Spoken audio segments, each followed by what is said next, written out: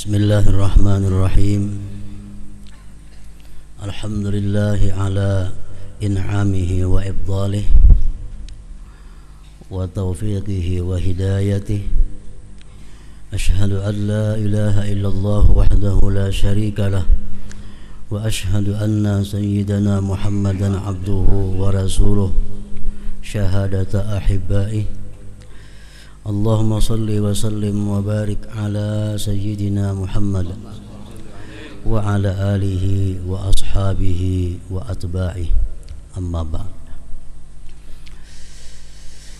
Yang kita hormati dan kita cintai para habaib, alim ulama, guru-guru agama, para muhibbin, hadirin hadirat rahimakumullah. Alhamdulillah, puji syukur selalu kita haturkan kehadirat Allah Subhanahu wa ta'ala atas nikmat yang tak terhingga yang selalu kita terima. Dan juga salawat dan salam kepada junjungan kita Nabi besar Muhammad sallallahu alaihi wasallam dan kepada seluruh keluarga, para sahabat, zurriyat dan pengikut beliau ila yaumil qiyamah. Para muhibbin rahimakumullah, as-suratus sadisata asyar min suril Quran, suratun Nahl, makiyatun, ayatuha samanun wa ishruna wa mi'ah.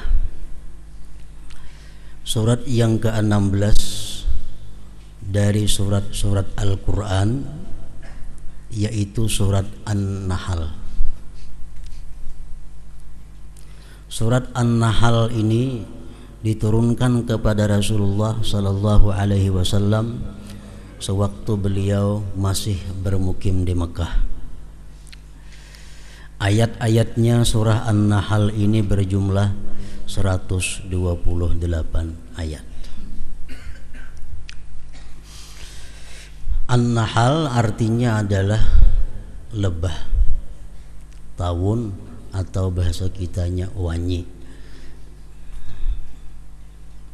Surat yang ke-16 ini dinamai dengan surat An-Nahl, wanyi tadi, karena di dalamnya ada mengisahkan tentang lebah atau wanyi itu, yaitu pada ayat 68 dan 69. Wa auha rabbuka ilan nahli anittakhidhi minal jibali buyuta wa minasy syajari wa mimma ya'rishun thumma kuli min kulli thamarati fasluki subula rabbiki dhulula yakhruju min butuniha syarabun mukhtalifun alwanuhu fihi shifaa'un linnas inna fi dzalika laayatan liqaumin yatafakkarun. Artinya adalah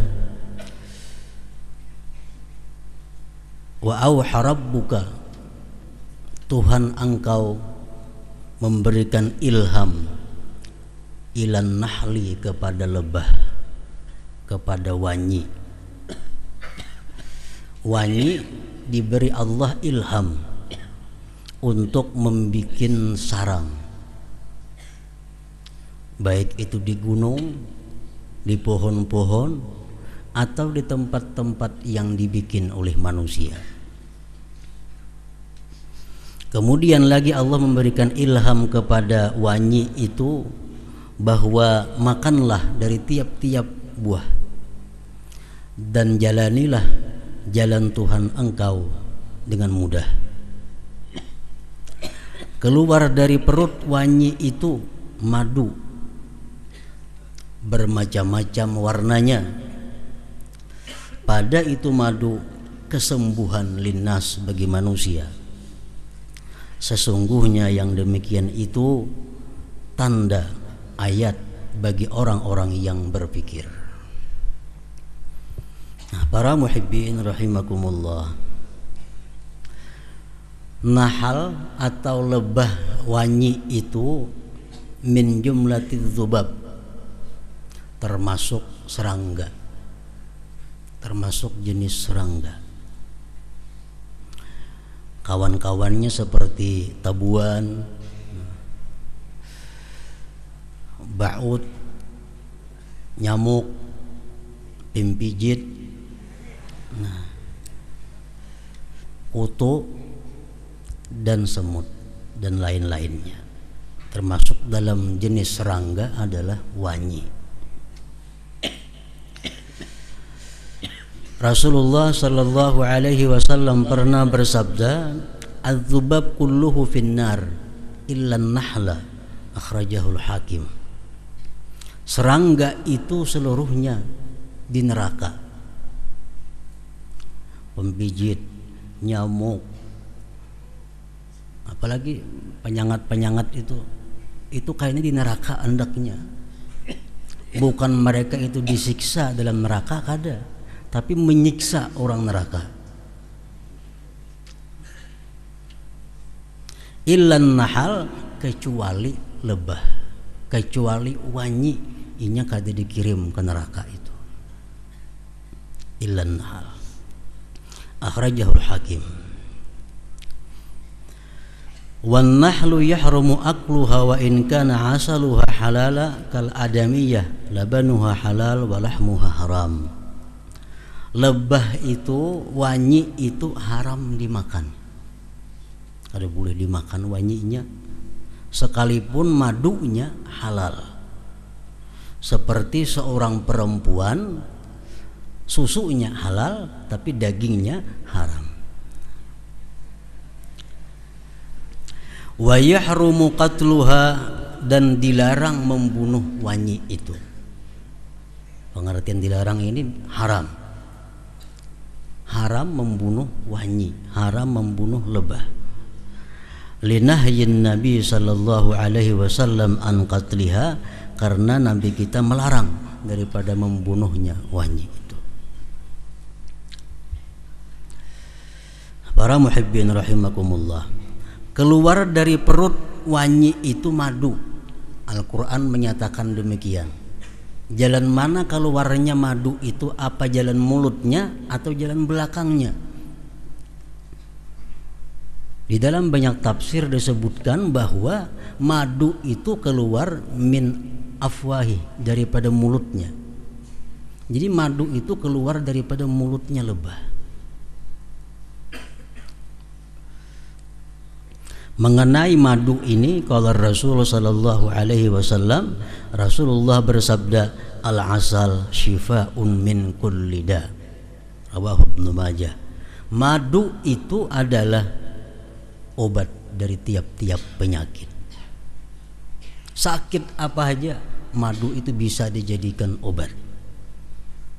Namun kita perlu mengetahui, perlu belajar. Nah, berapa kadar banyaknya minum madu itu sakit parut. Misal minum sabutol madu, maka di Quran jar ubat, kenapa kada ampe minum sabutol.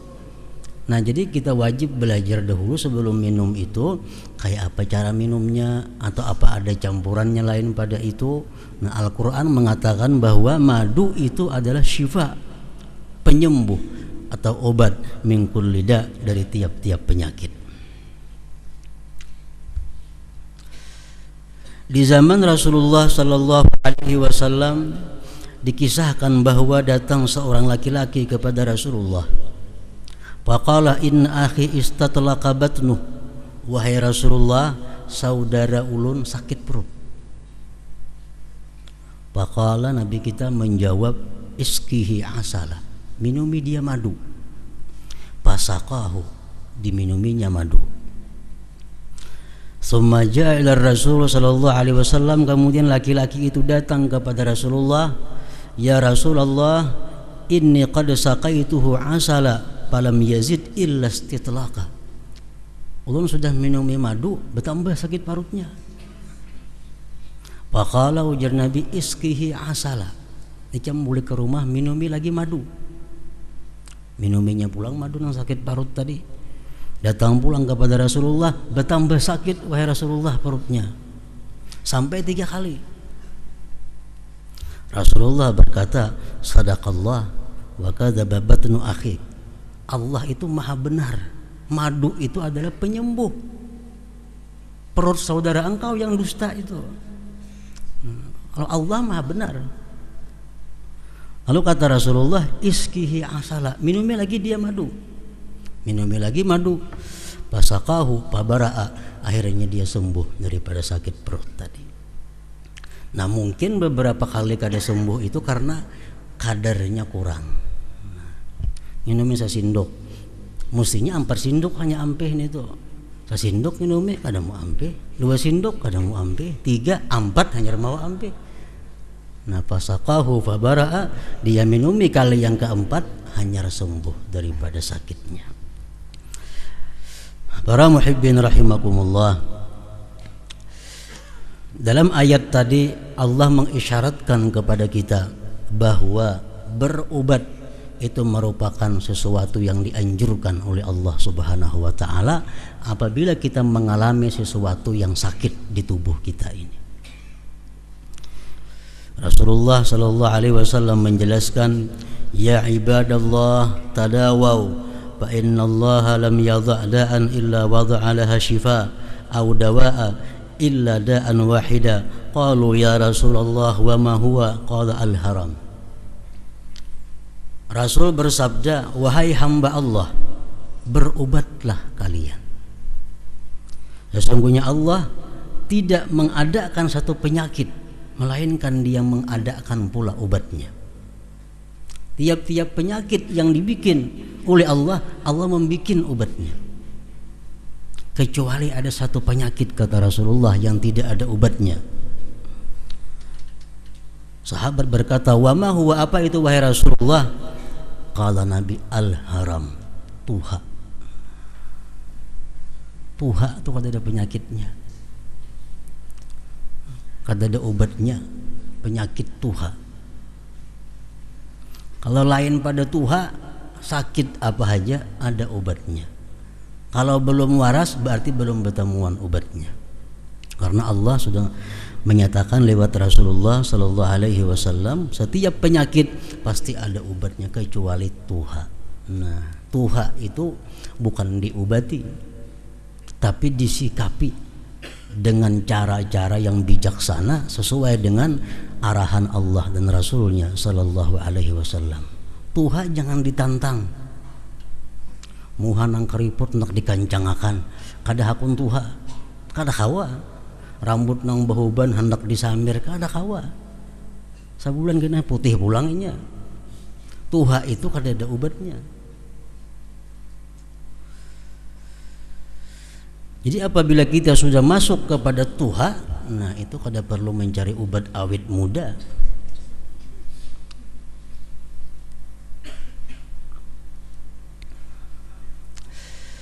Wa ma huwa ya Rasulullah, apakah itu penyakit yang tidak ada obatnya wahai Rasulullah? Qala Rasulullah, al-haram, yaitu adalah tuha.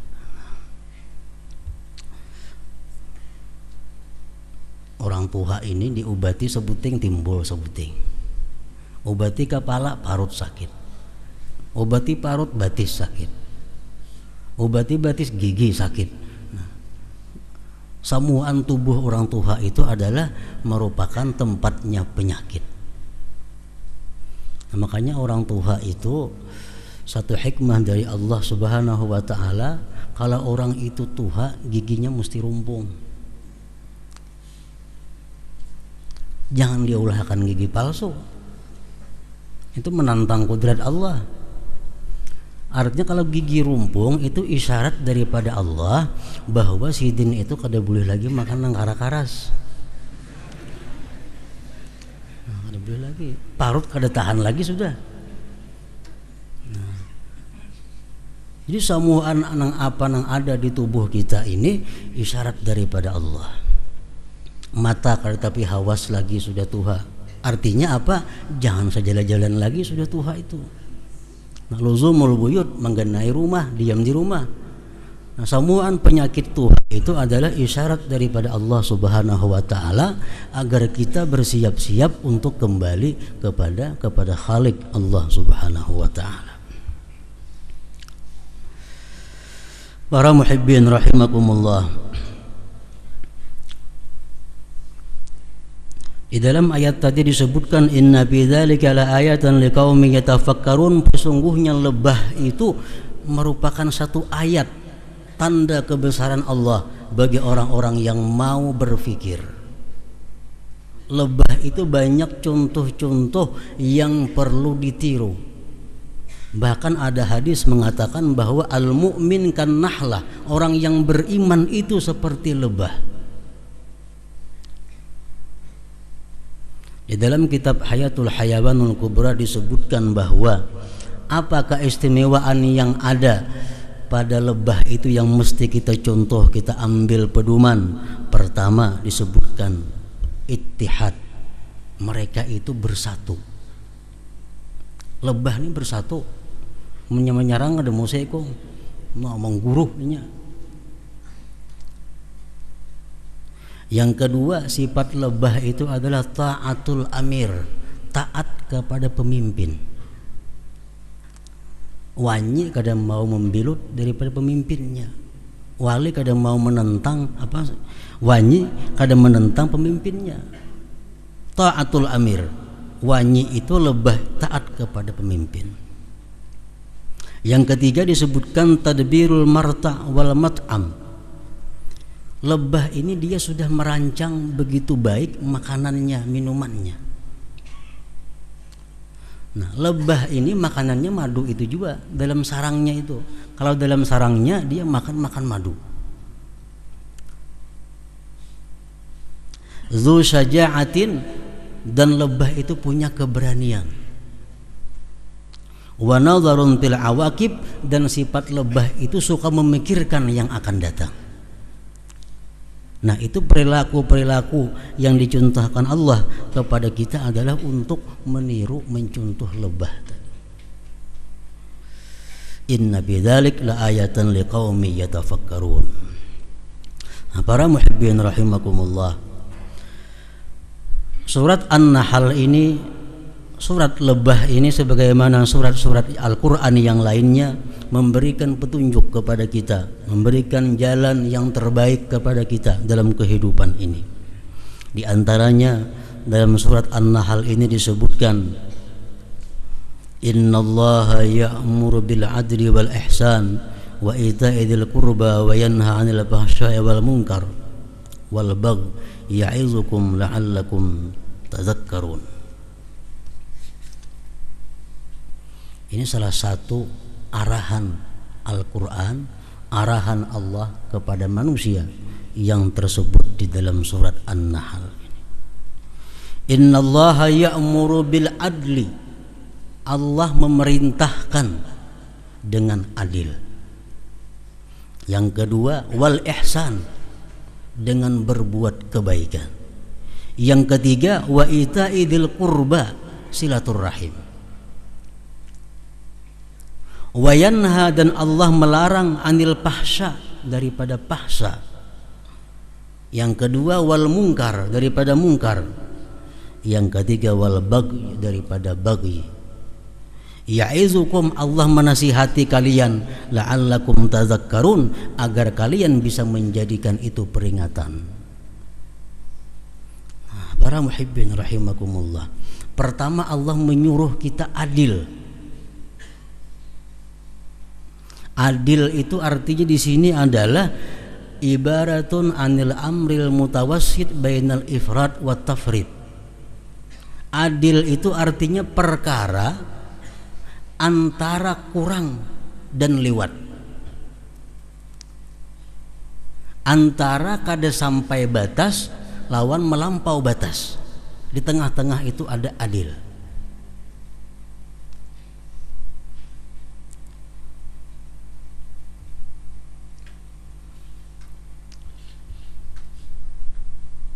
Sembahyang zuhur 4 rakaat itu adil. Kalau kita bisa menggawe 4 rakaat adil. Kalau 3 rakaat saja Pak, nah itu kada adil. Zuhur 5 rakaat kada baik juga. Jadi adil itu artinya antara kurang pas dan melampau batas. Itu disebut adil. Jalan tengah ujar kita. Nah, adil ini yang diperintahkan Tuhan kepada kita agar adil itu mencakup adil dalam i'tiqad, adil dalam keyakinan, dan adil dalam perbuatan anggota-anggota tubuh kita. Yang pertama, adil pada i'tiqad, adil pada keyakinan. Minan nas may yaqul nafyal ilah wa minan nas may yaqul bikasratil ilah. Sebahagian manusia ada yang mengatakan bahwa Tuhan itu tidak ada. Tidak ada Tuhan. Hanya ada Tuhan. Nah, ada golongan manusia yang berpaham demikian, bahwa Tuhan itu tidak ada.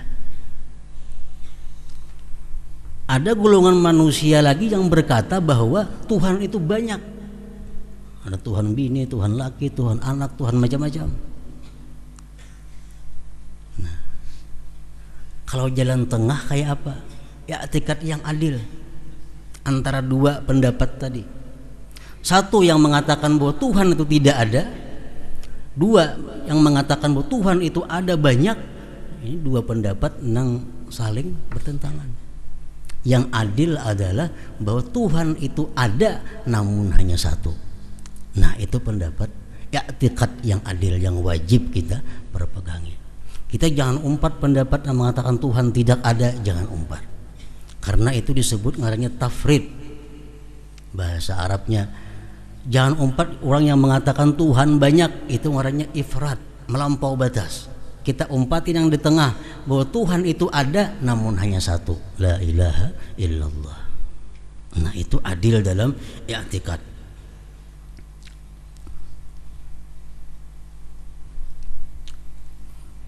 Yang kedua contohnya,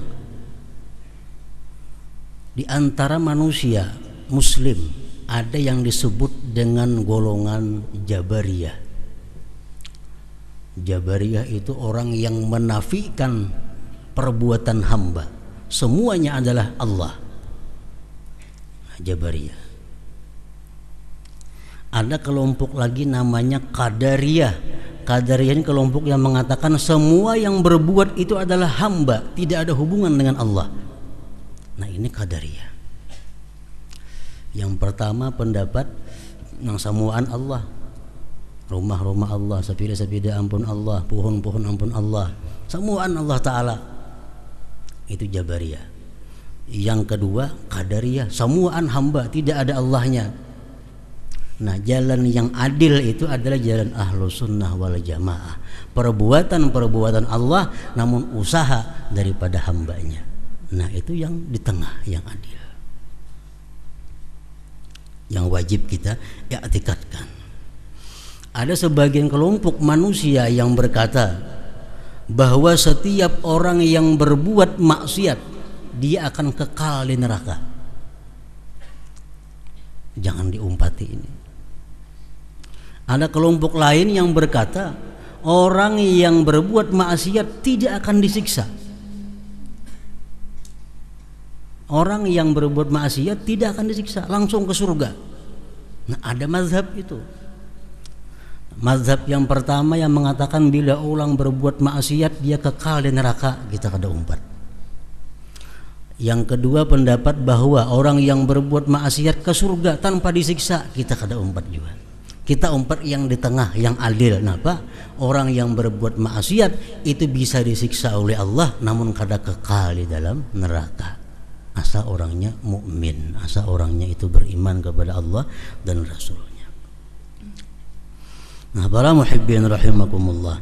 Jadi adil yang dimaksud ini adalah innallaha ya'muru bil adli. Allah menyuruh, memerintahkan kalian dengan adil. Yang di tengah tadi. I'tiqad kita yang adil. Dan adil ini pula mencakup perbuatan anggota. Contohnya seperti infak. Infak itu adalah sesuatu perbuatan yang adil. Infak itu artinya menafkahkan harta di jalan Allah. Nah, ini sesuatu yang adil. Kiri kanannya apa? Yang di kanan bakhil. Bakhil. Orang yang menggenggam hartanya, kadang mau mengeluarkan dimanapun untuk apapun, kadang mau keluar duit. Bakhil. Ada yang saya kong ini tabzir. Ini keluar duit terus segendang apakah? Orang beurkis dibantunya juga, orang minum bir tukarakannya juga, orang bola masjid disumbangnya juga. Ini tabzir ngarannya. Kada kita umpati juga itu. Kita umpat jalan di tengah nang adil, yaitu apa? Kita bisa mengeluarkan duit tapi untuk di jalan Allah Subhanahu wa taala. Nah, ini adil pada perbuatan.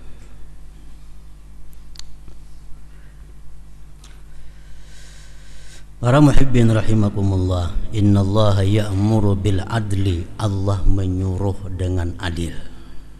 Wal ihsan, Allah menyuruh dengan ihsan. Yang kedua, ihsan ini artinya adalah al-mubalaghah fi ada'i ta'at ziyadatan ala qadril wajib. Bersangatan dalam menunaikan taat melebihi daripada yang wajib. Marahnya ihsan. Kalau kita sembahyang zuhur 4 rakaat, tepat 4 rakaat, kada kurang kada lebih, sudah adil, sudah adil. Tapi kalau kita tambah 2 rakaat sebelum zuhur, 2 rakaat sesudah zuhur, ihsan. Nah, lebih daripada yang wajib. Kalau kita makan sehari-hari beras siam, maka kita dituntut berfitrah kaina mesti beras siam juga sesuai pemakan kita. Kita makan beras siam kayaknya para hari raya, malam hari raya fitrah, kita berfitrah mesti beras siam karena itu makanan kita. Kita keluarkan beras siam karena pemakan kita adil. Itu adil ngarannya. Kita makan beras siam difitrahkan dulu, ini kada adil. Kada adil. Seorang makan hanya berfitrah beras dulu. Nah, kita makan beras siam difitrahkan unus. Nah, itu ihsan ngarannya. Ihsan. Lebih daripada yang wajib.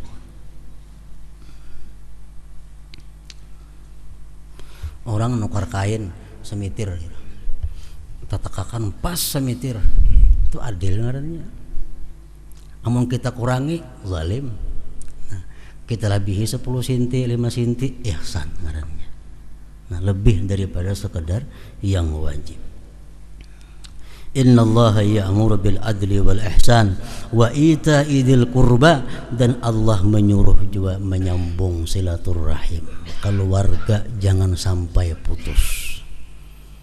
Keluarga jangan sampai bikut membikut. Artinya, jangan sampai keluarga kada bantu membantu.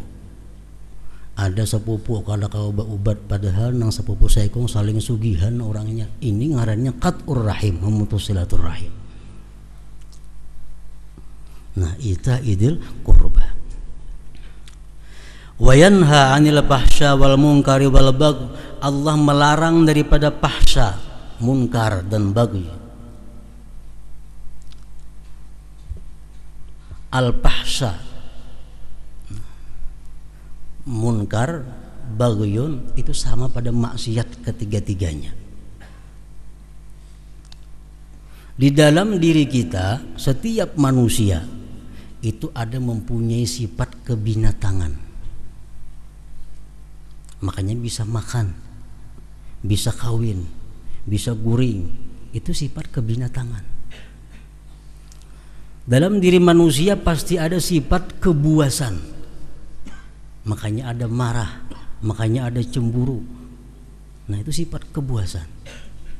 Dan di dalam hati manusia ada pula sifat syaitaniyah, sifat syaitan. Nah, Allah Subhanahu wa ta'ala melarang kita pertama daripada fahsya.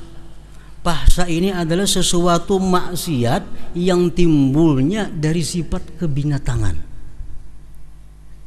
seperti zina. Zina timbul daripada sifat kebinatangan dalam diri kita nang kada terkendali. Zina, liwat atau homoseksual atau lesbian, itu perilaku-perilaku fahsya yang timbul daripada sifat kebinatangan manusia. Zina, manusia yang berzina lebih bodoh daripada hewan, lebih zalim daripada hewan, lebih sesat daripada hewan. Ayam kada tahu bini orang, kada tahu kuitan seorang, kada tahu anak munnya hendak digawinya. Nah, kayak itu manusia nang berzina. Allah melarang itu fahsya.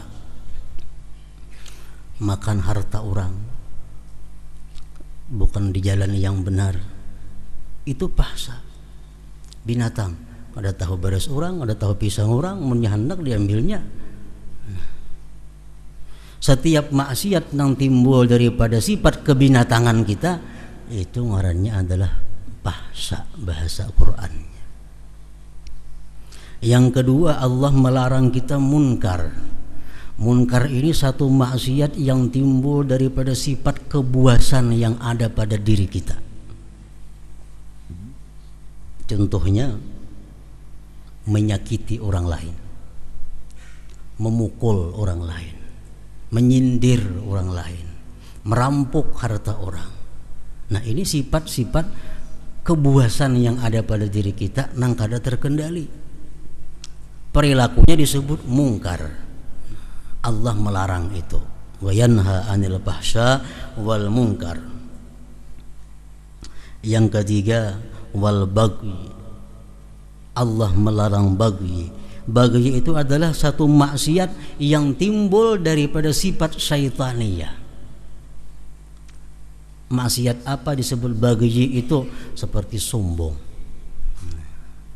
ujub, haus kekuasaan, menipu, mengajak orang kepada jalan yang sesat, mengajak orang kepada kebatilan. Itu semua adalah sifat-sifat syaitaniyah, sifat-sifat syaitan. Dari sifat syaitan itulah timbul maksiat yang disebut baghi ngarannya. Innallaha ya'muru bil adli wal ihsan. Allah memerintahkan kita berbuat adil, baik i'tiqad ataupun perbuatan anggota zahir. Allah menyuruh kita ihsan. Allah menyuruh kita berbuat baik kepada keluarga. Allah melarang daripada maksiat yang namanya fahsya seperti zina dan kawan-kawannya, wal munkar seperti merampok dan kawan-kawannya, wal baghi seperti menipu dan kawan-kawannya. Nah, para muhibbin rahimakumullah, masih banyak lagi berbagai macam perintah Allah, arahan Allah di dalam surat An-Nahl ini. Ya'izukum la'allakum tadhakkarun. Allah memberikan nasihat kepada kalian agar kalian bisa mengambil peringatan, agar kalian bisa mengambil pedoman, mengambil ikutan dari apa yang diterangkan, diperintahkan oleh Allah Subhanahu wa taala tadi. Mudah-mudahan Allah Subhanahu wa taala memberikan kita kekuatan zahir dan batin untuk melalui jalan hidayah dan taufiknya. Ila hadratin Nabi sallallahu alaihi wasallam. Al-Fatihah.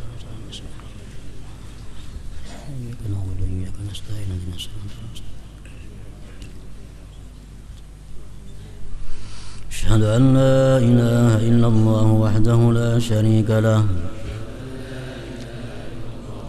وأشهد أن سيدنا محمدا عبده ورسوله لا إله إلا الله أستغفر الله لا إله إلا الله أستغفر الله لا إله إلا الله أستغفر الله لا إله إلا الله ونتوب إلى الله لا إله إلا الله محمد رسول الله صلى الله عليه وسلم فيا أيها الراجون منه شفاعة صلوا عليه وسلموا تسليما صل وسلم